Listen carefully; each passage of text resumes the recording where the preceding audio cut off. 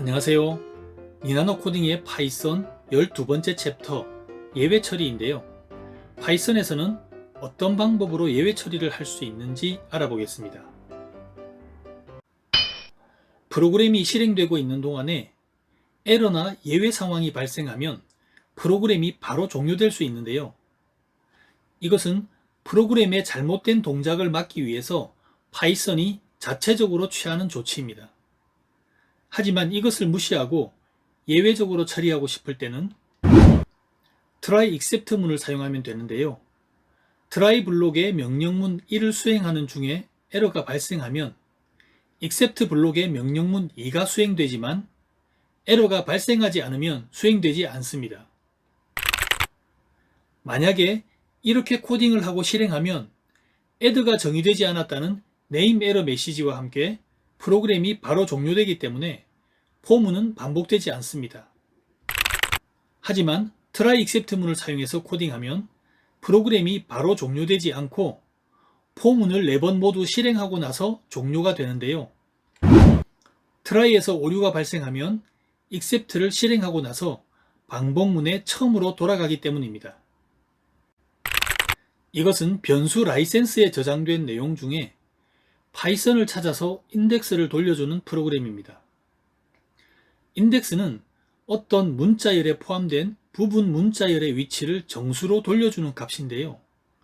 처음 위치는 0부터 시작하고 공백과 엔터도 포함해서 위치를 카운트합니다.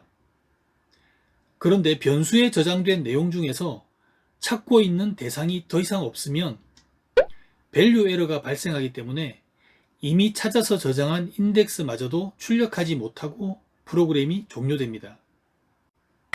그럼 이제 try except 문을 사용해서 에러 없이 인덱스를 출력해 보겠습니다. while 문으로 반복하면서 저장된 문자열의 인덱스 0번부터 찾다가 파이썬이 있으면 인덱스를 변수 n에 저장해 주고 그 변수를 다시 리스트에 추가해 줍니다. 그런 다음 찾은 인덱스 다음부터 다시 찾기 시작해서 더 이상 찾는 대상이 없으면 에러가 발생하기 때문에 except 문에 있는 브레이크가 실행돼서 while 문을 빠져나가게 됩니다. 그리고 다음 코드를 실행해서 출력해주면 이렇게 파이썬이 위치한 인덱스를 찾아서 이상 없이 출력해줍니다. try except exception as를 사용하면 예외가 발생했을 때 그 내용이 무엇인지 출력해 볼 수 있습니다. 이렇게 코딩하고 실행하면 에러가 발생했을 때 그 원인을 변수에 저장해 주기 때문에 다음 명령문에서 저장된 내용을 출력해 볼 수 있습니다. 그런데 try except 문과는 다른 점이 한 가지 더 있는데요. 예외가 발생했을 때 exception as 아래에 있는 명령문만 실행한 뒤에 더 이상 반복하지 않고 바로 종료된다는 것입니다. 입력받은 문자를 정수로 바꾼 뒤에 그 정수가 무엇인지 출력해주는 프로그램인데요. 이렇게 9를 입력하면 입력한 정수는 9라고 출력해줍니다. 그런데 만약에 정수로 바꿀 수 없는 문자가 입력되면 value error에 대한 내용을 출력해준 뒤에 프로그램이 종료되게 코딩을 했습니다. 파이썬의 대표적인 내장 예외에는 어떤 것이 있는지 알아보겠습니다. 키보드 인터럽트는 프로그램 실행 중에 사용자가 컨트롤 C를 누르면 발생하고 네임 에러는 프로그램에 존재하지 않는 변수를 사용하면 발생합니다.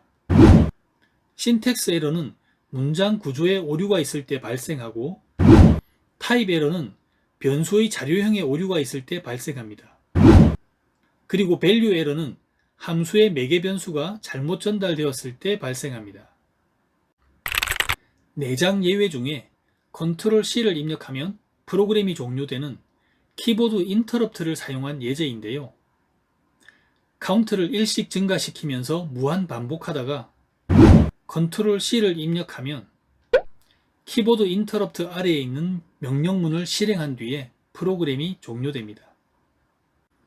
그럼 이제 키보드 인터럽트를 활용해서 타자 연습 게임을 만들어 볼 텐데요. 그 전에 게임이 어떻게 진행되는지부터 보겠습니다. 프로그램을 실행하면 시작과 종료에 대한 안내가 나오는데요. 엔터를 눌러서 게임을 시작하면 입력해야 할 문자들이 나오게 되고, 입력한 뒤에 엔터를 누르면 이어서 또 다른 문자들이 나오게 됩니다.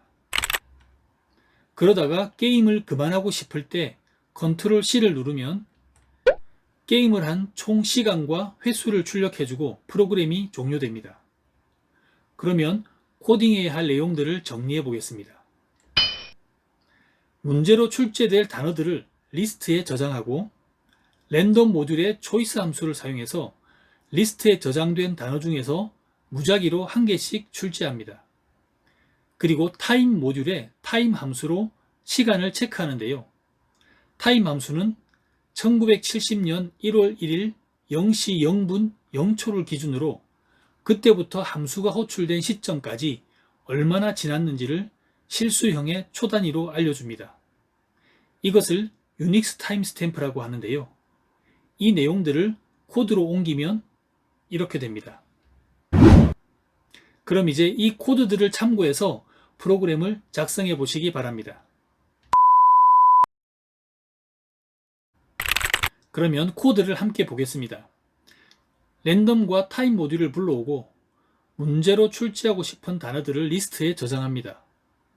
그리고 프로그램 실행 중에 사용할 변수 3개를 모두 0으로 초기화한 뒤에 시작과 종료 방법을 출력해주고, 인풋 함수를 사용해서 프로그램 실행을 멈추고 기다리다가 엔터를 치면 변수 스타트에 유닉스 타임스탬프를 저장합니다.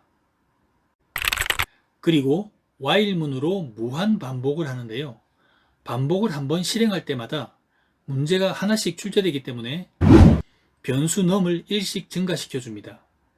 그런 다음 리스트에서 문제를 하나씩 꺼내서 출력하는데요. 만약에 출력된 문제와 입력된 값이 같으면 success를 1씩 증가시키고 처음으로 돌아가고, 다르면 fail을 1씩 증가시키고 처음으로 돌아갑니다. 그러다가 컨트롤 C가 입력되면 변수 end에 유닉스 타임 스탬프를 저장하고 시간과 횟수, 그리고 성공과 실패를 출력하고 프로그램이 종료되는데요. 유닉스 타임 스탬프는 실수형이기 때문에 정수로 바꿔서 출력하고, 마지막에 출력된 단어는 횟수에서 제외해야 하기 때문에 -1을 해줍니다. 이번 영상은 여기까지입니다. 다음 영상 함수와 모듈에서 뵙겠습니다. 감사합니다.